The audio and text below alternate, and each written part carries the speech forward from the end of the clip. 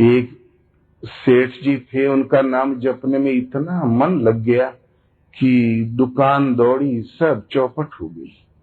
तब घर वाले लगे झाऊ झाऊ करने। सेठ ने कहा, क्या बताएं बहन जी, हमारे सेठ की तो बुद्धि भ्रष्ट होगी, जब देखो तब माला लेके टालता रहता है। सेठ ने गुरु महाराज से पूछा, प्रभु घर वालों ने तो जीना मुश्किल कर दिया, कोई उपाय बताएं। गुरु महाराज ने कहा, कहीं दुकान खोल दे टेढ़ी सीधी, घर वालों के संतोष के लिए। ऐसी जगह में खोला जिस गलियारे से आदमियों का आना जाना था ही, जिससे कि हम शांति से बैठकर भजन करेंगे, इस गली में कोई आएगा नहीं और घर वाले समझेंगे आखिर सेठ कुछ तो कर रहे हैं। भगवान का मन जितना क्षेत्र भर का ग्राहक था उसी गली में आने जाने लगा। बोले, सेठ चाहे 5 साल का बच्चा भेज दो, कच्चा नहीं तोल सकते, ये झूठ कह ही नहीं सकते, गलत तोल ही नहीं सकते। एक साख जम गई जनमानस में। तोलते तोलते दिन भर बोले, हे भगवान, आपका पवित्र नाम छूट जाना चाहता है, किस जन्म का पाप प्रकट हो गया। तोलते तोलते परेशान हो जाए, रात को 8 बजे दुकान बंद करे तो बड़े वेग से भागे नाले की तरफ शौच जाने के लिए, क्योंकि नित्य क्रियाओं से निवृत्त होना भी आवश्यक था। आज की तरह फ्लैश लैट्रिन ने तो तब तो होती नहीं थी। नाले में बैठ के टट्टी भी फिरता जाए और राम राम राम राम शुरू कर दे तो रात को 12 बज जाए। दिन भर की छटपटाहट की नाम नहीं जपे, कभी कभी 1 बज जाए। जब दिन भर की कोटा पूरा हो जाए, मन को जब संतोष हो जाए, तब घर आवे, जो सूखा रूखा ढांप के रखा रहे खा लिया करे और बड़े सवेरे फिर ड्यूटी पर काम में चला जाया करे। ये नियम काफी समय से चल रहा था, दीर्घकाल से चल रहा था और सेठ का साधना जम गई। एक दिन हनुमान जी की दृष्टि पड़ गई तो सोचा, अरे बनिया बक्काल की जात परमात्मा के प्रभु के पवित्र नाम को भी भ्रष्ट करने में लगा है। पूरा 24 घंटा पड़ा है, टट्टी फिरते समय इसको नाम जपना था। थोड़ी इसे नसीहत दे दूं। पीछे से उचक के 1 लात मारा, इस अंदाज से कि मुंह के बल गिर जाए, 2-4 दांत टूट जाए, इसे नसीहत मिल जाए। लेकिन बनिया तस से मस नहीं हुआ, राम राम राम शांति से लगा रहा। हनुमान जी को रोष आ गया, हमारी लात लगी और हिला तक नहीं। तब दुपट्टा फेंका, लगाया दंड बैठक, शरीर को विशाल बनाया और जंप करके वो लात मारा जो मेघनाथ कुंभकर्ण की छाती में प्रहार किया था किसी समय, और उसी ताकत से लगाया लात।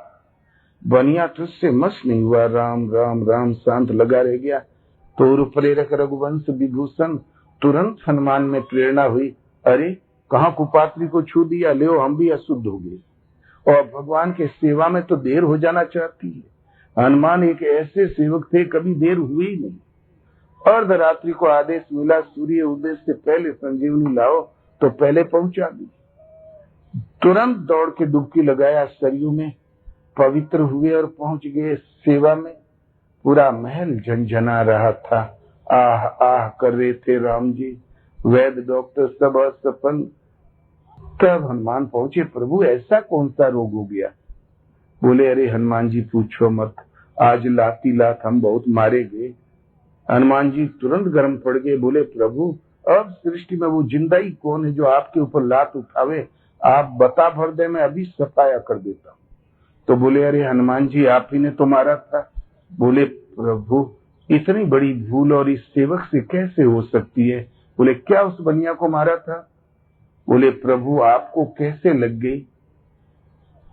बोले, देख हनुमान, जननी जनक बांधु सुत दारा, तन धन भुवन सुहृद परिवारा, सबके ममता ताग बटोरी, मम पद मन ही बांध बर डोरी। जननी माने माता, जनक माने पिता, बंधु सुत प्रिय परिवार, परम हितैषी, इज्जत प्रतिष्ठा, सब में जो ममत्व के धागे लगे हुए हैं, उन धागों को समेट के रस्सी बना के मन को जो मेरे चरणों में बांध देता है, तो तजी मद मोह कपट छल नाना, शपथि करऊं ते साधु समाना।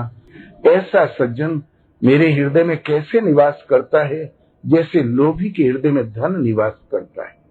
सारे ममत्व के धागे समेटकर और मन को मेरे चरणों में बांध कर बैठा था, वो मेरे हृदय में था, कवच के रूप में मैं था।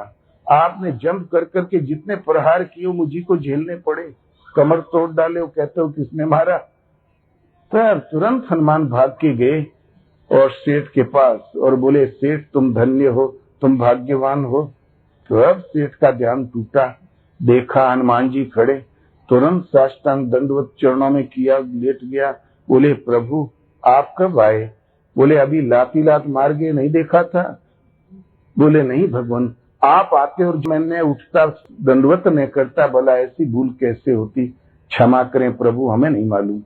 तो इसलिए एक सीमा तक तो भगवान को हृदय में बैठाना होता है, एक निश्चित दूरी तय कर लेने पर भगवान ही कवच के रूप में होते हैं कि करहूं सदा तिनके रखवारी, जिमी बालक राखूं मैं तारी। वो सदा मैं उनकी रक्षा करता हूँ। इस प्रकार मन को मेरे चरणों में बांध देता है। और नाम जप ही था, तो इसलिए नाम जपने के लिए कोई जगह अपवित्र नहीं होती। कितना भी फूल बिछा लो, अतर छिड़क लो, और हृदय में श्रद्धा नहीं, प्रेम नहीं और नाम नहीं कंठ पर, तो जगह अपवित्र है।